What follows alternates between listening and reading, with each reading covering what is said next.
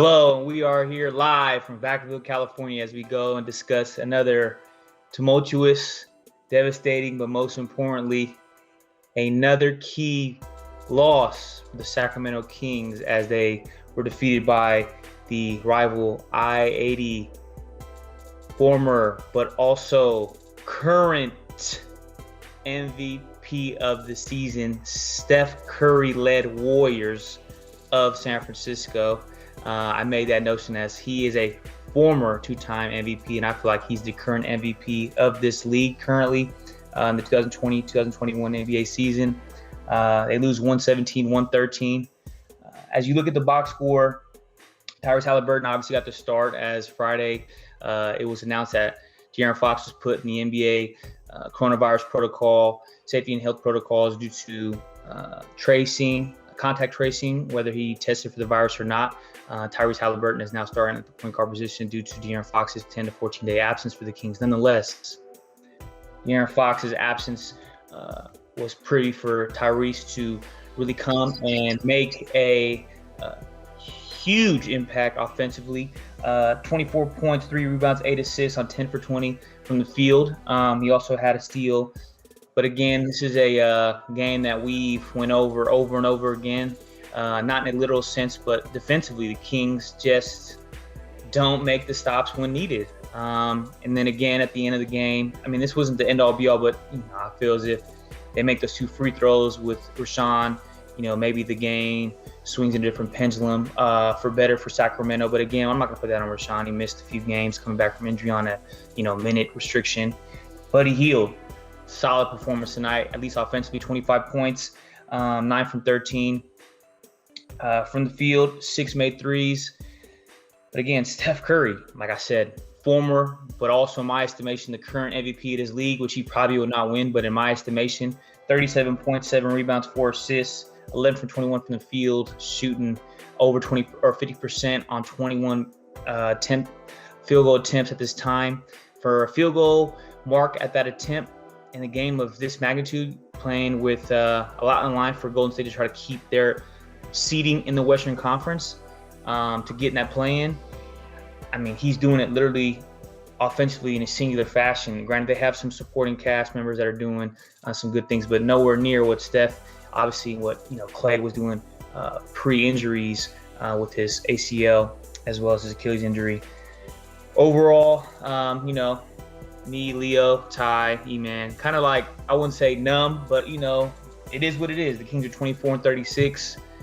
Like I said before, I feel like I'm always beating a dead horse, but they're missing a piece. De'Aaron not being there. This is something that, I didn't want to be negative Nancy, but hey, they played well tonight. But we know, as well as every Kings fan out there listening rather, that's watching this show on YouTube currently, this would only be a precursor of what would be a downward spiral, and it's going to come on full display when they play the next 5 or 6 games when De'Aaron's out, just the NBA health and safety protocols, when people want to, throw the notion out there rather at this time for Sacramento to consider this moment in time to trade away all assets and players in the offseason and start over, because if De'Aaron doesn't want to be happy with that proclamation, he demands a trade. This is what the team would look like. They played well tonight against Golden State. They did. I feel like Golden State wasn't taking this game serious per se, whether or not that's actually relative to the truth. At the end of the day, they play Dallas tomorrow. Let's see how they react. But I just,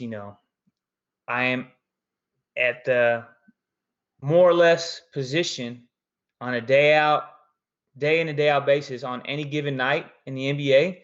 This is a star-driven league on any occasion and every occasion. And De'Aaron Fox needs another star. And with De'Aaron Fox not being here, the Kings played well tonight, but I don't see how this could last over such a game. And furthermore, we don't want to make a star like De'Aaron Fox a budding, unhappy, real unwanting to remain playing in Sacramento. But that's it for another conversation for another day. I just hope that Sacramento can try to find a way to muster the energy, the effort, most importantly, just a better sense of execution defensively, because, again, they're giving up 30 a quarter. It's just not going to get it done. Not in the NBA world that we're living where, the Kings don't have a bona fide 30-point score. De'Aaron's averaging 25, and like I said, he's out 10 to 14 days. They lost by 4, and outside of Steph, I mean, Draymond had, again, close, 2 points away from triple-double. He had 8 points, 14 rebounds, 13 assists. But again, I mean, Oubre's been benched. Wiggins is Wiggins. We know Wiggins is, he's like a unicorn. He comes and goes as he pleases. And they still couldn't find a way to come up with a victory. I think if De'Aaron was there, they might have maybe shifted the tides to maybe potentially going to overtime, maybe winning regulation. But again, it's another loss. Since the trade deadline, I believe the Kings are they 3-11? I mean, I believe 3-11. It's somewhere of that ilk. Yeah, because they stopped the 10-game losing streak. So yeah, I think they're about 3-11. Either way, I mean, they're 24-36. Yeah, that sounds about right, because they're 21-25 right before they traded Corey Joseph. And then they obviously, spew of deals that they spurred right before that clock struck noon Pacific Standard Time on the 24th, if not 25th of March. But nonetheless, another loss is another loss. Another defeat is another defeat. If you'd like to join the show, please call. The phone number is 707-341-60. Oh, my bad. My apologies. We had the number changed because it wasn't working previously. The phone number is 707-341-2760. We had a previous number in the bio, 707 area code, but for some technological reason, it wasn't working again. The 707-341-2760 is the number you can use to reach the show if you guys want to interact and call. I'd be glad to take any phone calls, any conversation, whether it's in the comments section or at this time. We can discuss probably about 20-minute show. I'll go about another 12 minutes or so, just because obviously doing the show solo tonight, late Sunday recap of the Kings 117-113 loss. I mean, they played well in spurts. Again, a lot of defensive lapses, but again, no matter how well they play defensively, Steph Curry is different.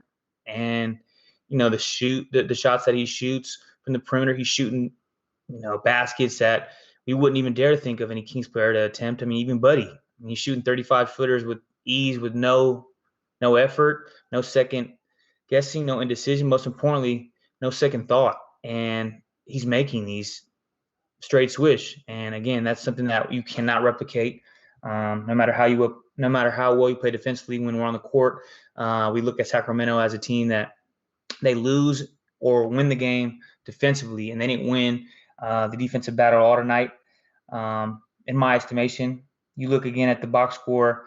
Tyrese, like I said, he had 25 points. But again, I just feel as if at this time, we have a team. She had 24 points, excuse me. Look at this time that the Kings are currently going through. Like I said, Buddy Hield had 25 points. They just need more. I mean, Harrison Barnes, 23 points, 7 rebounds, 2 assists. Rashawn Holmes, 11-5 in limited minutes. Mo Harkless, 7 points, 3 rebounds, 1 assist. 3 rebounds isn't bad, but again, he needs to have more offensive contribution on the glass if he's going to be our starting power forward. And whether you think he's a one-year rental or not, he was brought in here to do a little more in the athleticism sense of his length and create more opportunities on the glass. And defensively, I mean, you look at the perimeter player he was guarding, I would say probably it was Wiggins, because I think Draymond was cast upon Dre to be defended by Harrison on our end. Wiggins had 13-6. That's not horrible. But again, I don't feel like it's anything that we're, happy with. Just because he didn't do a lot offensively on the glass. He only had 7 points. Bench was almost non-existent. I mean, we had about, if you add up the totality of the points, 23 bench points. I mean, that's the Kings, I think, are second, if not last, in total bench points right now. If you go and look into the current NBA rankings going into 50 games plus into the season with about 15 games left or so. They got about 13 games left or so. But again, that's 2/3 of the season already passed, and they're second, if not worse, in bench points. Going ahead and putting that number out there is something that's not going to ever get it done. You can't go ahead and think you can have the opportunity to win games when your bench is putting up 25 or less, 30 or less, going into any contest with any sort of hope to get a victory in that game, especially in a contest where you're playing against Steph Curry in the Chase Center. It's just not a victory that is going to be prevalent, and not a formula for any type of success to acquire a win, especially a victory you're looking to have with a limited team with De'Aaron not playing. Metu, And Darrell Wright had 7 each. Davis had 6. Guy had 1 3. And Damian Jones was 0 in all categories. No points, no rebounds, no assists. He did get hurt early on with the scratch on his eye that he was bleeding from that above his eyebrow, I believe, right, slightly above his right eye. But again, 23 points amongst the bench players is not gonna get it done. I need him to see silver tonight. Whiteside again. I don't understand how he goes from playing major minutes in some games to not playing at all when he puts up double doubles. I just don't see the consistency and how that makes any competent sense. But again, we're at the pleasure of the head coach, and that's how he deems fit for his rotation for particular nights. Again, if you want to call the show, please make any call you'd like to make transparent so we can discuss this game. Phone number 707-341-2760. Again, the phone number 707-341-2760. We'll go on about another 10 minutes or so. Excuse me, but yeah, you guys know as well as I do, and everybody part of the CK family here at the Cowbell Kingdom. It's been a letdown. There's no other way to say it's been let down. We knew after the De'Aaron Fox news broke that the odds were probably less than 1%, maybe 0.5%, that they'd find a way to rally off 12 victories. Now they'd have to win out just to get to 500. And yeah, they're 13 games left. There's 12 games left now. So if they win 12 straight, rattle them off after this, 13th final game of the season, loss to Golden State by 4, losing to them the way they did, they hung in there all night, and they still didn't have enough.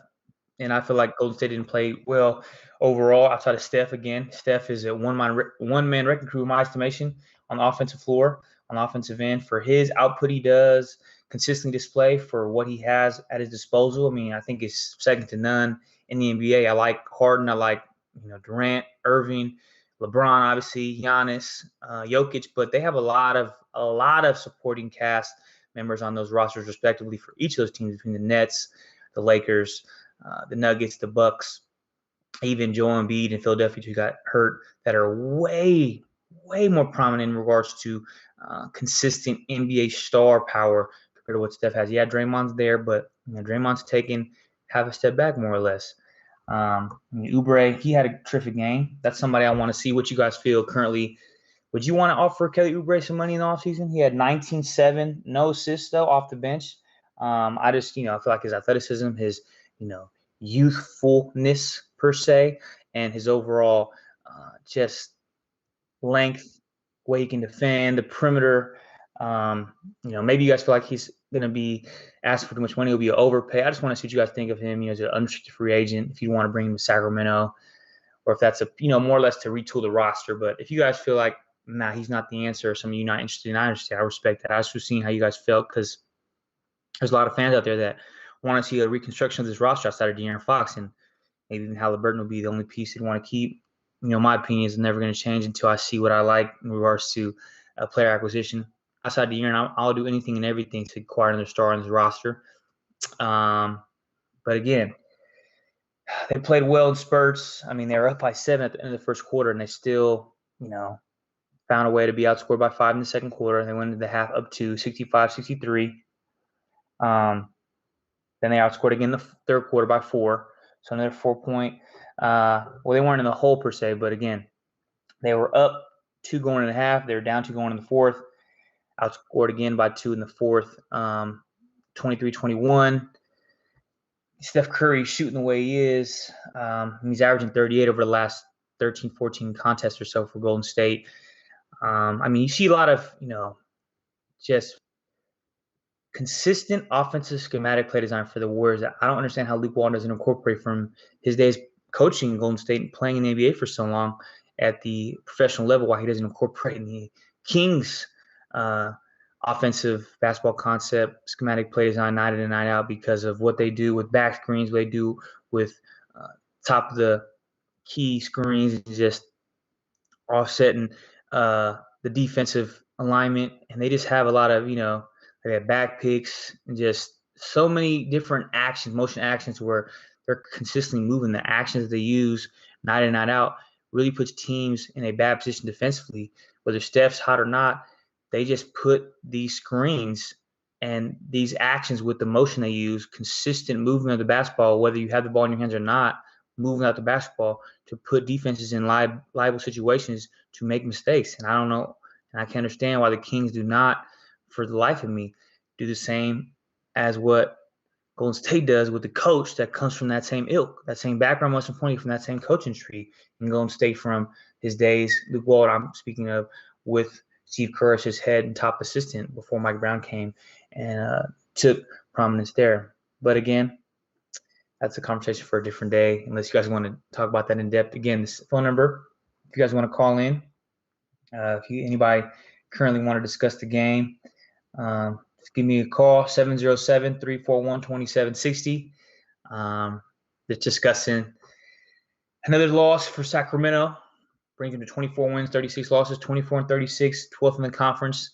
They're 12th, but we know Oklahoma City, they're trying to lose. They're trying to tank. They have 34 picks over the next 7 years. They're trying to just build this, NBA cast of G League superstars and try to find something in between that can get them a victory in the draft with the next diamond in the rough, more or less. I don't know, but make it 34 picks in 7 years, something that's important to them. I don't understand the rational sense of why they'd want to do that, but hey, that's for their GM and not for me to decide. But again, Kings played well, but just to make the plays when they needed to down the stretch. Like I said, Holmes missed those 2 free throws. Buddy having to steal at the end with about 13 seconds left, or they had the turnover that they created, then Buddy had the ball to control possession. He lost it, and then went out of bounds, and then Golden State regained possession when they had a chance to tie. I think, because they're at 113, 115, and they had the trap, backcourt. Golden State was inbounding the ball, and, Buddy either he's lost possession or he, bounced the ball off his foot. Again, those are key situations. You just can't make those type of mistakes. And they cost Sacramento, obviously, against Golden State in all aspects, whether the free throws missed or, consistent lack of rotation of Steph or just playing them more tight or, Buddy's turnovers, whatever it may be. It's always that one extra notion of that one slip up pays dividends when the box score is tallied up. And there's no other way to put it. And I just feel like stars get you over that hump, in my estimation. Again, that's something that might be completely subjective.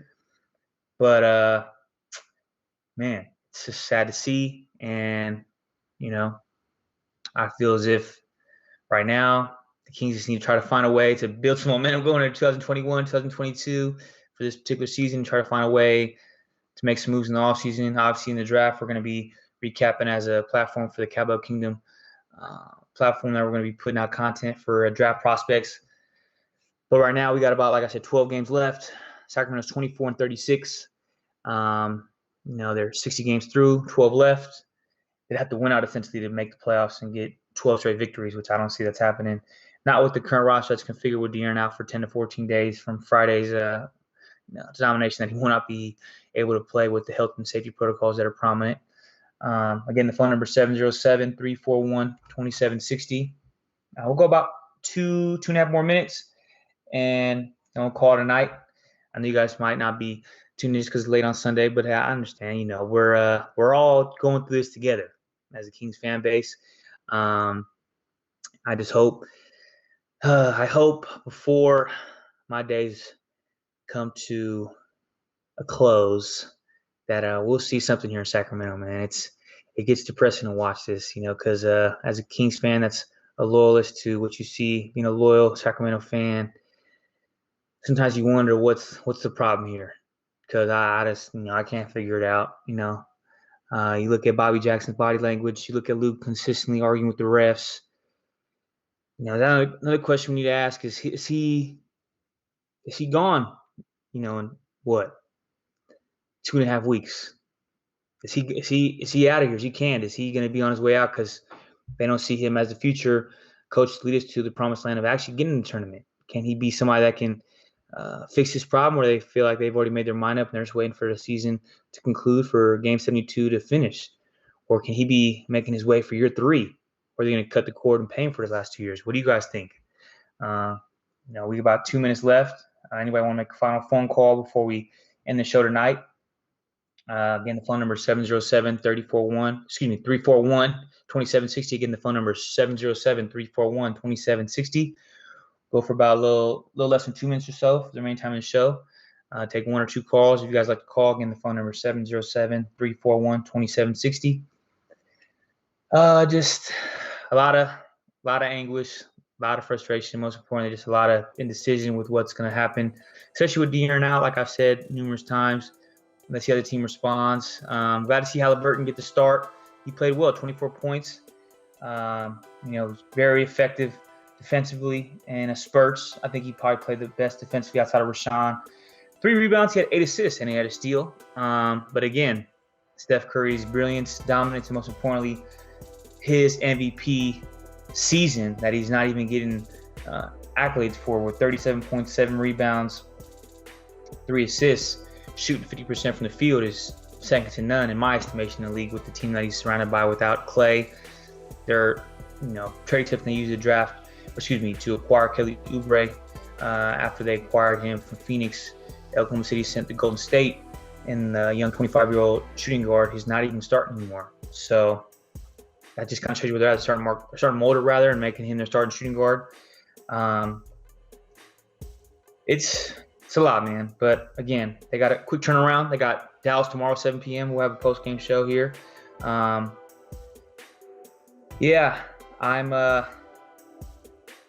frustrated just like you guys are in every estimation. And, going forward tomorrow night against Dallas, we'll see how they come out on the floor. Like I said, real quick turnaround. See what Rashawn could do. Maybe the limit restriction for his minutes right now will be lifted because he's on a minute restriction.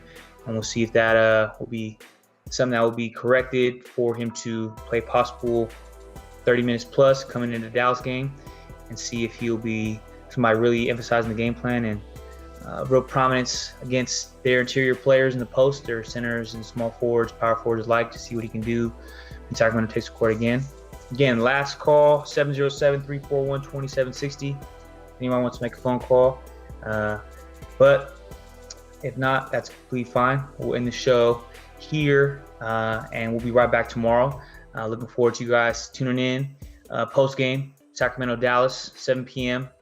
start time, and we'll have a post-game show shortly thereafter when the game concludes. For Javier Zaragoza and everybody part of the CK family, you guys have a good night. I look forward to seeing you tomorrow. You guys enjoy your day, and we'll see you tomorrow after the Kings play the Dallas Mavericks. Sacramento, Dallas tomorrow. Post game. Go Kings!